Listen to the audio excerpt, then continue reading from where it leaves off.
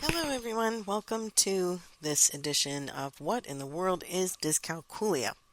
I'm your host for the podcast, Dr. Honora Wall, and What in the World is Dyscalculia is produced and distributed by EduCalc Learning.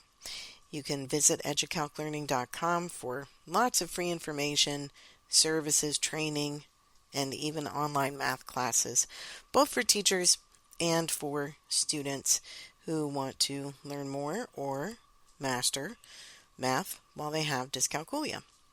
You can also visit the dtri.org, THEDTRI.org. That's the Dyscalculia Training and Research Institute, a nonprofit organization that has the mission of changing the lived experience of people with the math learning disability, dyscalculia.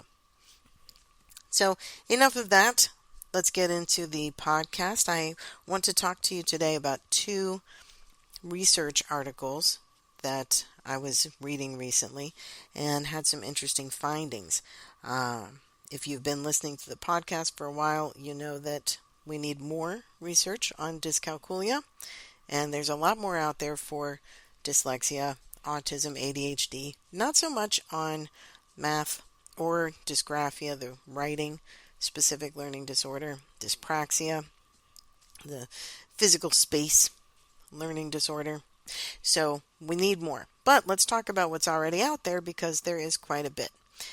One type of research that's very common right now is what we call a meta-analysis. And what that means is that researchers found all the articles they possibly could that focused on certain inclusion terms, whatever the researcher was trying to look for, and gathered all of the information together.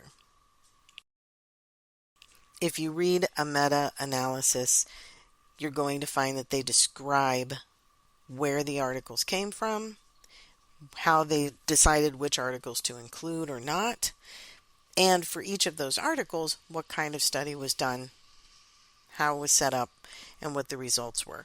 So a meta-analysis is a great way to kind of get an overview, that bird's eye view of what's happening around a situation. So I found two that I wanted to talk with you about today. One is a meta-analysis from 2023 that came from some researchers in Indonesia. And that's very common. A lot of research on dyscalculia is coming from other countries outside of the United States. We do have some great researchers here in the U.S., including the researchers involved in the second meta-analysis, which was published in 2015, led by a team of researchers at University of Florida, specifically Dr. John T. Myers, who is now at Georgia State University and does a lot of work in the United States researching dyscalculia. So we do have some local people as well. But let's talk about both of these articles and see what they came up with. So the meta-analysis that came from Indonesia included 13 studies, research studies, that looked at learning aids for children with dyscalculia.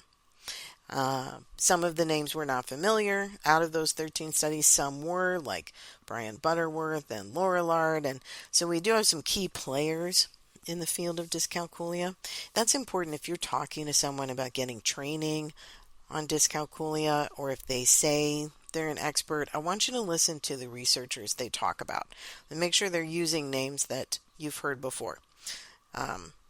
Dr. Myers, Dr. Ansari, Dr. Butterworth, Dr. Mazzocco. There's quite a few names that come up quite a bit. All right, back to the meta-analysis out of Indonesia. What I found really interesting with their 13 studies is that only one was quantitative, looking at a measurable statistical difference in performance, and 12 were qualitative, looking at personal feelings, experiences, and interpretations.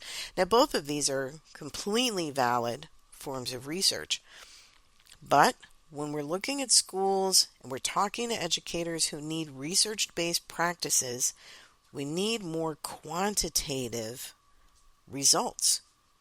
Because qualitative is important, but that's more about how someone feels about an experience or what their common experiences were. And we look for shared experiences.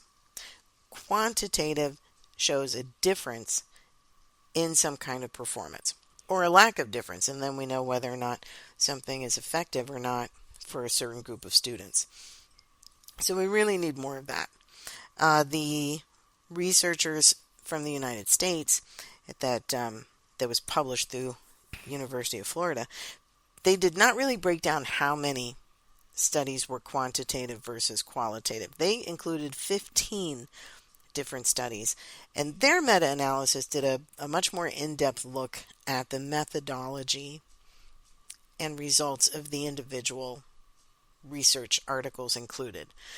The meta-analysis out of Indonesia is a little more broad-based, and that could just be differences in research style, in the goals of the research study, or maybe it's the commonly viewed method of doing interpretive analysis in different countries. So all of these reasons determine what kind of research you're reading. And I point that out because I know not everyone listening is a researcher or enjoys going to Google Scholar and reading research articles. They can be a little dry, and a lot of people don't like the statistics.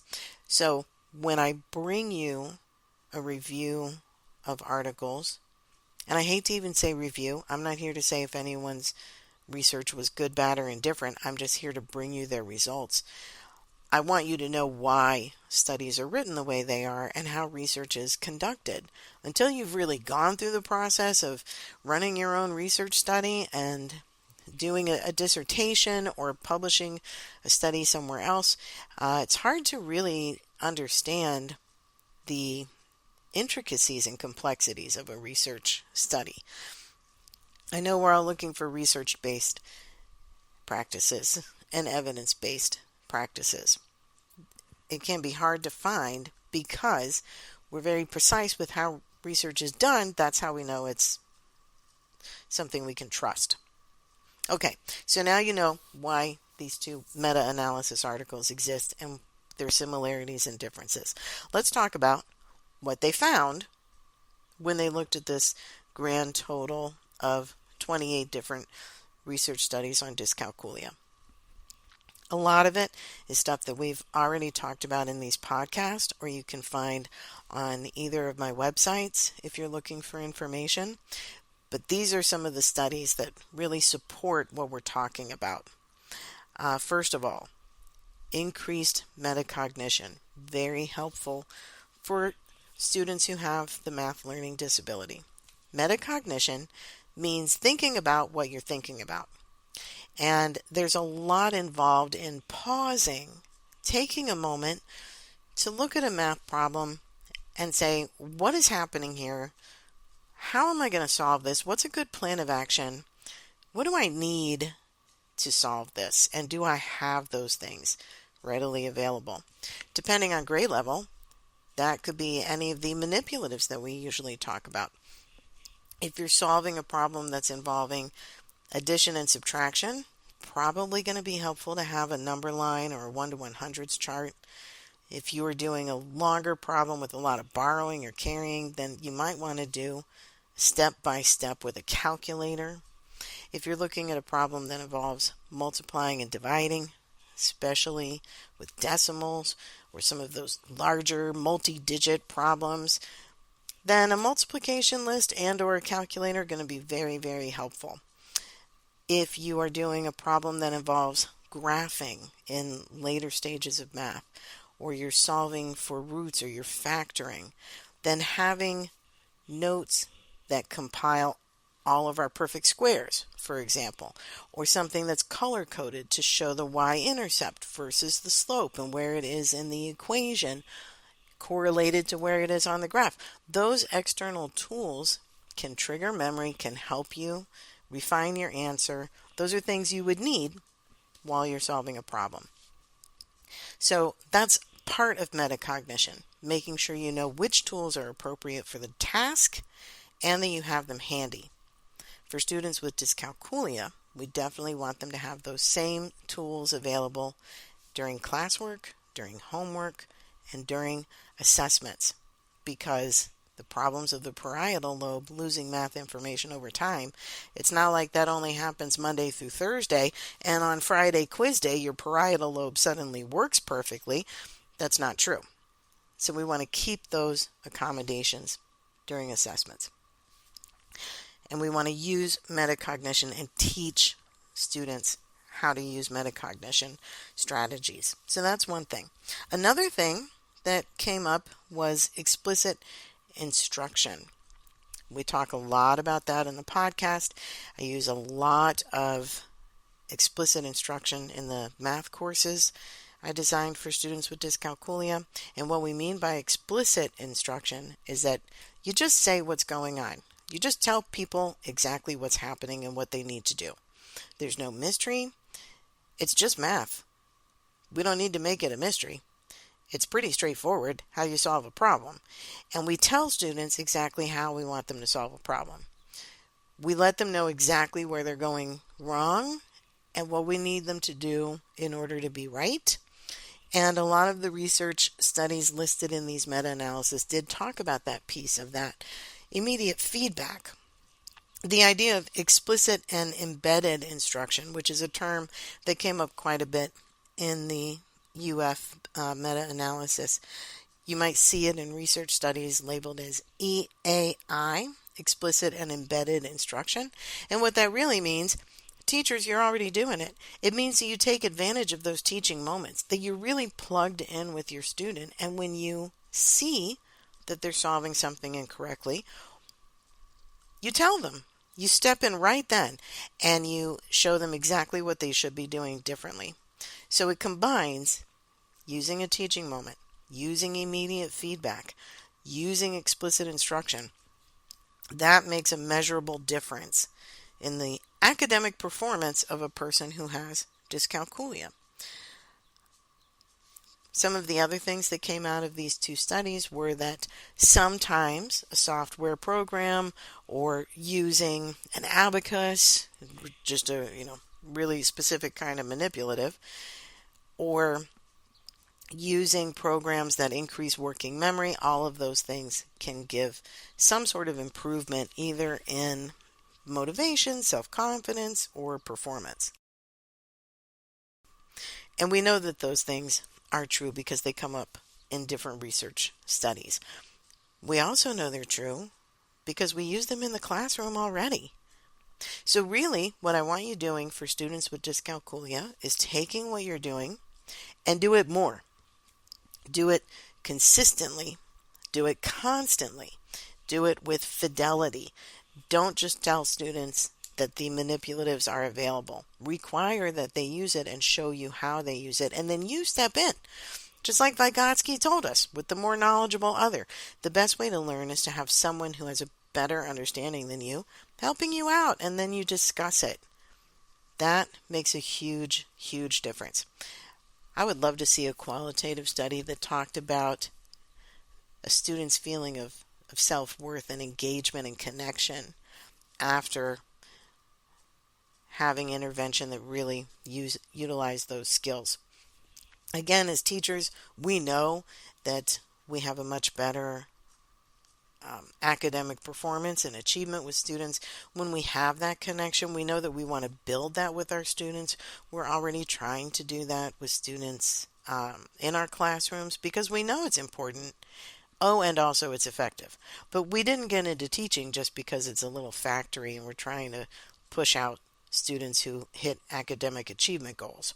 We got into teaching because we really like interacting and passing along knowledge to tiny people, to children. If you're in adult ed or if you're working in the higher ed setting, you like imparting knowledge to a peer group.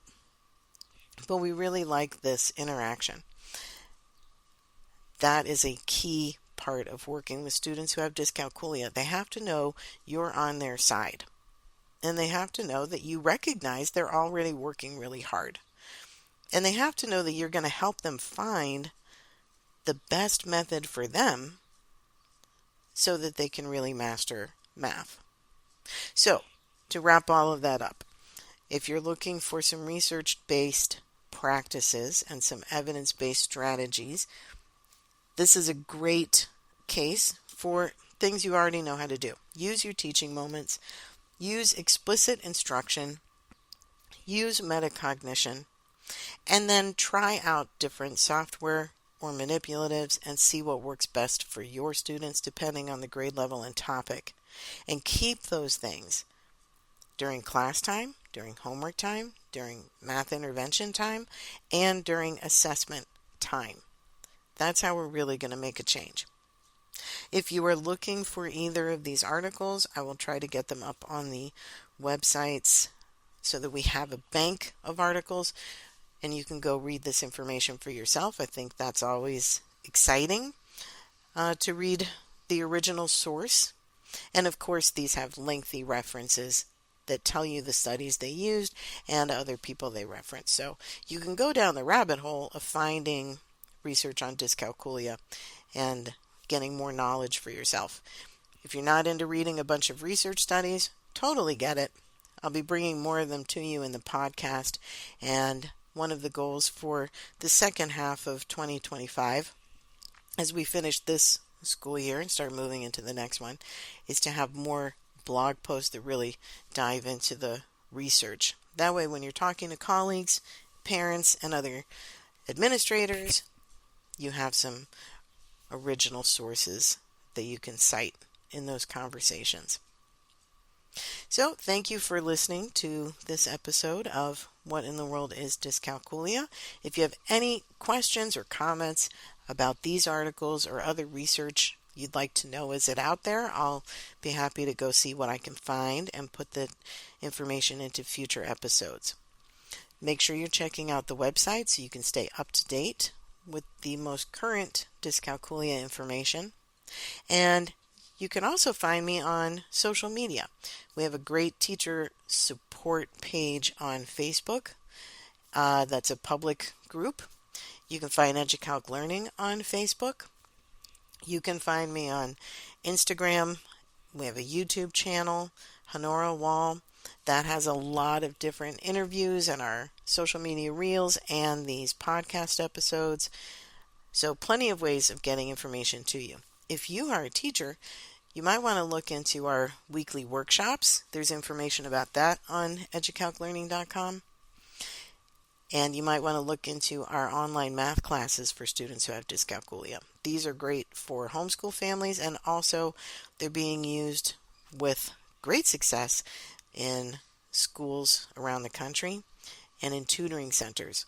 So lots of great options to support both teachers and students who want to know more about the math learning disability. I'm Dr. Honora Wall. Thank you for listening to What in the World is Dyscalculia, and we'll see you again soon.